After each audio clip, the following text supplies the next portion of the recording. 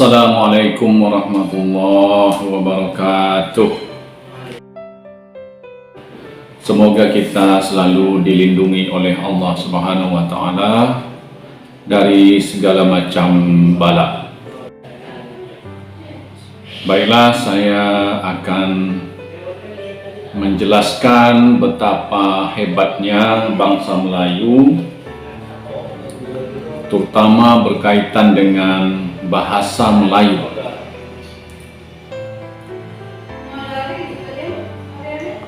Bangsa Melayu mempunyai kekuatan dari segi bahasa yang mereka miliki,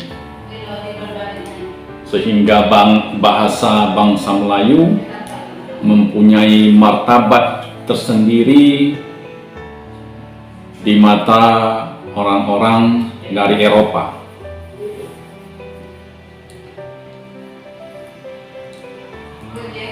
Dalam pertemuan ini kita akan membahas martabat bahasa Melayu dalam kurung Riau. Martabat ini berkaitan dengan marwah atau harga diri atau prestise, kewibawaan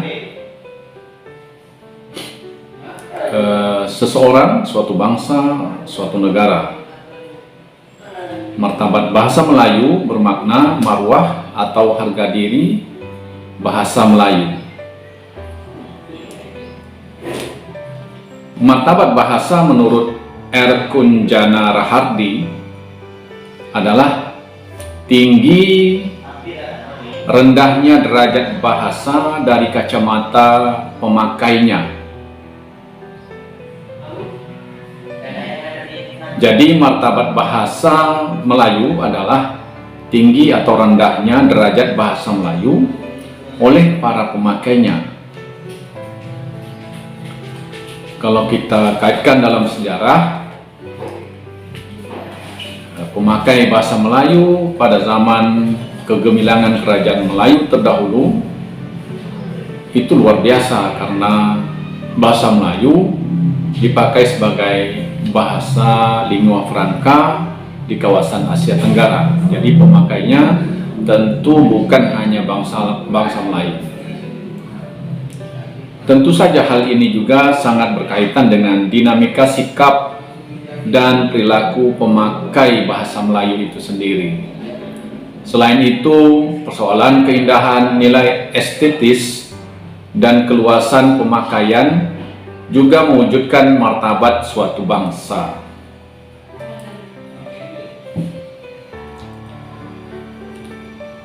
Bahasa Melayu memiliki jalan sejarah yang berliku dan ranggi. Jalan sejarah bahasa ini sudah bermula sejak abad ke-7. Ketika itu bahasa Melayu sudah dipakai sebagai bahasa kerajaan, mempunyai makam-makam tersendiri dalam pemakaian dan perkembangannya. Misalnya, makam-makam yang saya sebutkan di sini adalah bahwa bahasa Melayu dipakai sebagai bahasa keagamaan, sebagai bahasa kerajaan, sebagai bahasa ilmu pengetahuan, sebagai bahasa untuk pengembangan keilmuan. Ini bermakna bahwa bahasa Melayu ini sudah berfungsi sebagai bahasa negara ketika itu. Melalui peranan pihak kerajaan, bahasa Melayu mampu berkembang secara pesat sebagai lingua franca atau bahasa perdagangan dan pergaulan sehari-hari di kawasan Asia Tenggara ketika itu. Kehidupan berbangsa dan bernegara, bahkan hubungan antar negara, berlangsung dalam nuansa bahasa Melayu. Nah, selain itu, persoalan-persoalan lain seperti masalah agama, ekonomi, dan politik terjalin dalam lingkaran bahasa yang bernilai estetis ini.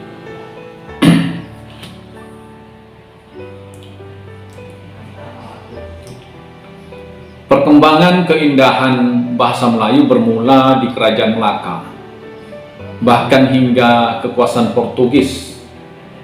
Perniagaan bangsa Portugis ke alam Melayu akan berhasil jika mereka mempelajari bahasa Melayu. Begitu pentingnya bahasa Melayu ketika itu. Bangsa ini menyebut bahasa Melayu ketika itu sebagai bahasa Latin dari Timur. Kita ketahui bahwa bahasa Latin ketika itu merupakan bahasa satu-satunya bahasa ilmu pengetahuan yang digunakan. Bahkan sampai saat ini bahasa Latin dalam bidang ilmu pengetahuan masih digunakan.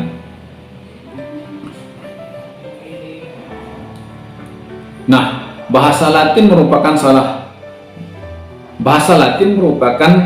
suatu bahasa tua yang sangat banyak dipergunakan dalam istilah-istilah sains untuk kepentingan pendidikan, agama, dan perniagaan. Jan Huygens van Lincoten menyatakan bahasa Melayu telah sedemikian masyhurnya di kawasan ini. Jan Huygens van Lincoten ini seorang ahli berkebangsaan Belanda. Lebih dari itu, bahasa Melayu telah dianggap sebagai bahasa yang sehormat-hormatnya dan sebaik-baiknya dari segala bahasa di Timur. Hal ini diungkapkannya pada akhir abad ke-16. Berarti bahasa Melayu itu sangat penting peranannya pada abad-abad ke-16 atau di bawah itu. Setelah beliau berkunjung ke wilayah Nusantara. Bahkan Lincoten menyejajarkan marwah bahasa Melayu dengan bahasa Perancis ketika itu.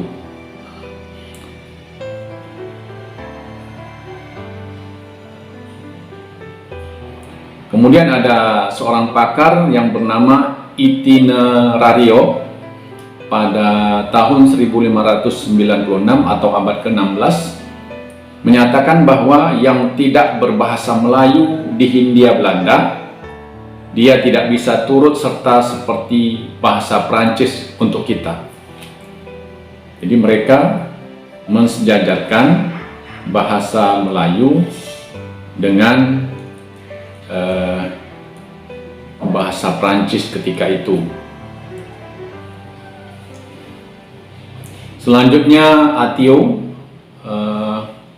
peneliti bahasa dan sastra berkebangsaan Belanda, mengutip pendapat Lincoten bahwa setiap orang yang ingin ikut serta dalam kehidupan antar bangsa di kawasan itu mutlak perlu mengetahui bahasa Melayu. Berdasarkan pendapat tersebut, bahasa Melayu menjadi syarat mutlak dalam perhubungan baik nasional maupun internasional ketika itu. Hal inilah yang memicu para sarjana Belanda atau Eropa mempelajari bahasa Melayu. Selain sarjana yang tersebut tadi, kemudian ada seorang pendeta yang bernama Francois Valentin yang bertugas di Ambon pada tahun 1685 sampai 1695 dan bertugas kembali pada tahun 1707 sampai 1713. Beliau mengungkapkan tentang kemuliaan bahasa Melayu ini. Kata beliau, bahasa mereka disebut bahasa Melayu.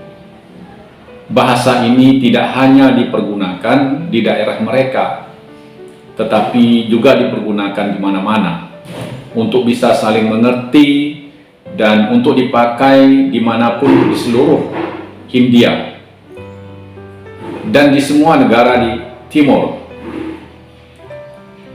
Kita ketahui bahwa sebutan Hindia atau Hindia Belanda waktu itu adalah kawasan-kawasan di Nusantara atau khususnya di Indonesia, kemudian daerah-daerah bagian timur. Ini berarti bahwa kawasan-kawasan Asia Tenggara. Lanjut beliau, seperti halnya dengan bahasa Prancis atau Latin di Eropa. Sama halnya dengan pendapat Lincoln tadi. Orang yang bisa bahasa itu tidak akan bingung karena bahasa itu dikenal sampai dimengerti. Lanjut beliau, orang yang tidak bisa berbahasa ini akan dianggap sebagai orang timur yang kurang pendidikan. Nah, bayangkan, bahasa Melayu waktu itu dipakai sebagai kriteria apakah seseorang itu bisa dikatakan orang berpendidikan atau kurang berpendidikan. Bahkan sebelum pernyataan tersebut, Valentin pernah berujar, bahasa itu indah, bagus sekali, merdu bunyinya, dan kaya, yang di samping bahasa Portugis merupakan bahasa yang dapat dipakai di seluruh Hindia sampai ke Parsi, Hindustan, dan negeri Cina. Pendapat Francois Valentin ini dapat kita telusuri di dalam buku yang ditulis oleh Ahmad Darmawi pada tahun 2010. Dengan demikian, simpulan pendapat Valentin tadi adalah orang yang berbahasa Melayu ketika itu adalah orang-orang yang berpendidikan. Kemudian kemuliaan bahasa Melayu juga dinyatakan Gubernur Jenderal J.J. Rokusen. Beliaulah yang mengusulkan bahasa Melayu dijadikan bahasa pemerintahan dalam pergaulan dengan para pembesar pribumi.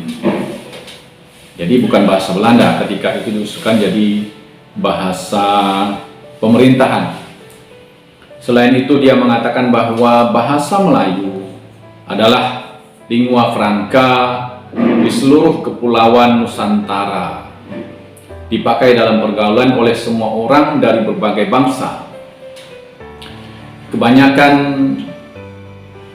Kebanyakan orang pribumi, terutama orang Jawa, tidak merasa sulit mempelajari bahasa itu, dan hampir semua priai di Jawa mengerti dan juga menulisnya.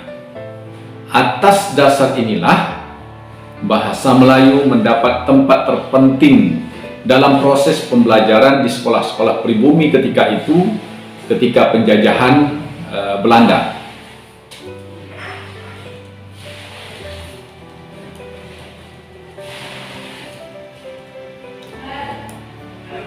Berdasarkan dinamika tersebut, bahasa Melayu terus berkembang di Kerajaan Aceh setelah Melaka ditaklukkan oleh Portugis.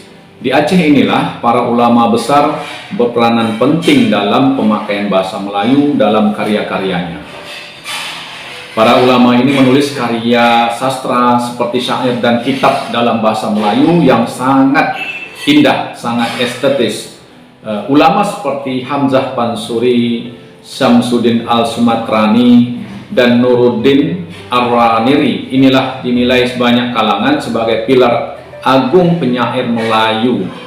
Pernyataan ini dapat kita lihat di dalam buku karya U. Hamidi pada tahun 2003 halaman 12. Karya-karya mereka menjadi sangat kreatif karena dituliskan dalam tulisan Arab Melayu. Nah, inilah tulisan Arab Melayu ini memang sungguh unik dan merupakan puncak pencapaian bahasa sebenarnya, bahasa dan sastra. Karena apa?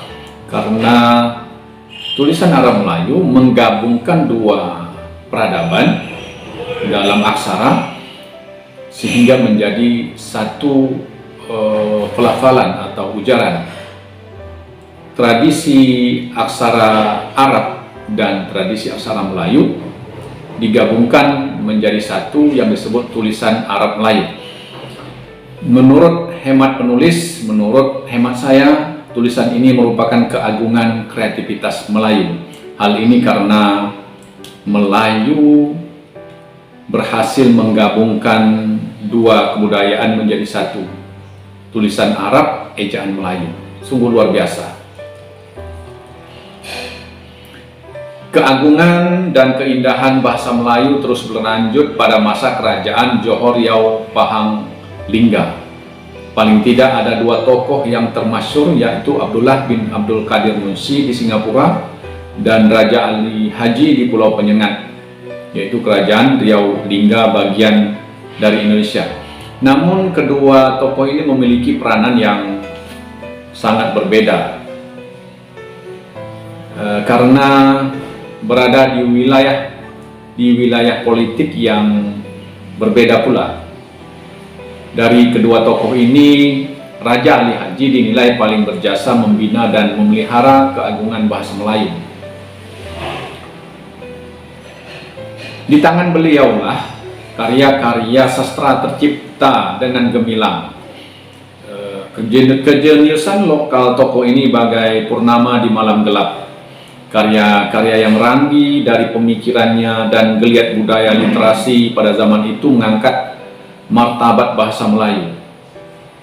Selain keteladanan dan karya-karyanya, keberadaan organisasi profesi Rusdiah Club dan percetakan Mataba'at Al-Riawiyah di Pulau Penyengat juga sebagai kemuliaan bahasa Melayu.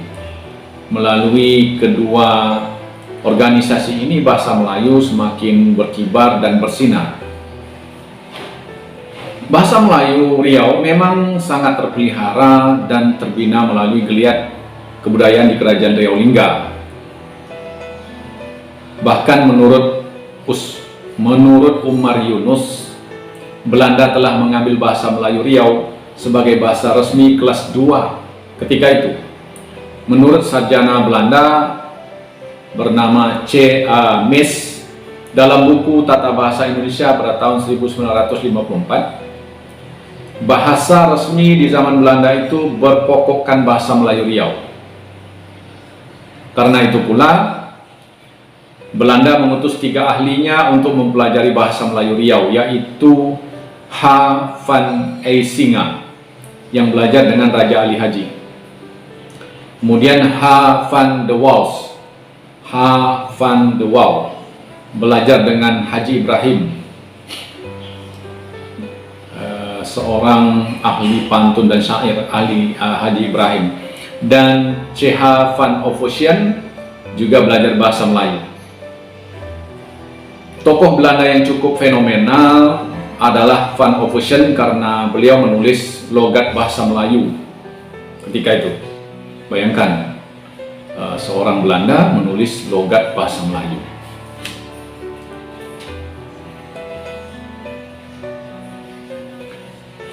Ada 4 alasan Van Ophuijsen menulis tata bahasa Melayu. Pertama, bahasa Melayu Riau mempunyai perpustakaan tertulis yang besar jumlahnya, baik yang lama maupun yang baru. Kedua, pengaruh sastra lama masih ditiru atau dilestarikan di Riau. Ketiga, bahasa Melayu Riau dipakai di istana-istana Melayu, dalam pergaulan, dan surat menyurat golongan berpendidikan. Keempat, bahasa Melayu Riau paling sedikit mendapat pengaruh dari bahasa-bahasa lain. Ini dapat kita telusuri dalam buku Uhamidi 2003. Alasan ini membuktikan betapa martabat bahasa Melayu Riau sangat ranggi. Kepedulian Belanda terhadap bahasa Melayu Riau ini pun merupakan fakta tak terbantahkan tentang marwah bahasa ini. Menjunjung tinggi bahasa persatuan bahasa Indonesia, bermakna bahasa Melayu merupakan bahasa persatuan. Sejarah bahasa ini yang membentang lama mampu menjadi fakta sebagai bahasa persatuan. Perubahan wujud bahasa Melayu Riau menjadi bahasa Indonesia merupakan bentuk lain dari perjalanan martabat bahasa Melayu di alam Nusantara.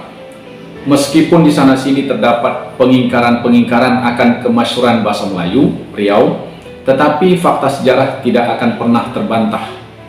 Bahasa Melayu ibarat mutiara, ia akan tetap berkilau walaupun dibenam ke lumpur dasar lautan.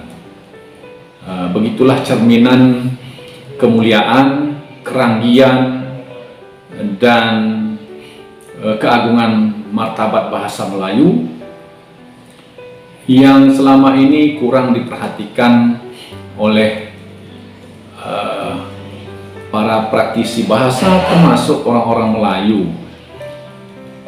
Kita lihat dalam dunia nyata saat ini masih banyak orang-orang Melayu yang malu ketika berbahasa Melayu. Justru mereka masih menggunakan bahasa-bahasa daerah lain ketika dalam perdagangan dan sebagainya. Padahal bahasa Melayu itu merupakan bahasa perdagangan yang luar biasa, bahasa persatuan dan bahasa yang sangat indah. Demikian yang dapat saya jelaskan. Semoga penjelasan ini memberikan pemahaman kepada kita, dan silakan saja mencari sumber-sumber lain yang bisa mendukung penjelasan saya ini. Demikian dan terima kasih. Assalamualaikum warahmatullahi wabarakatuh.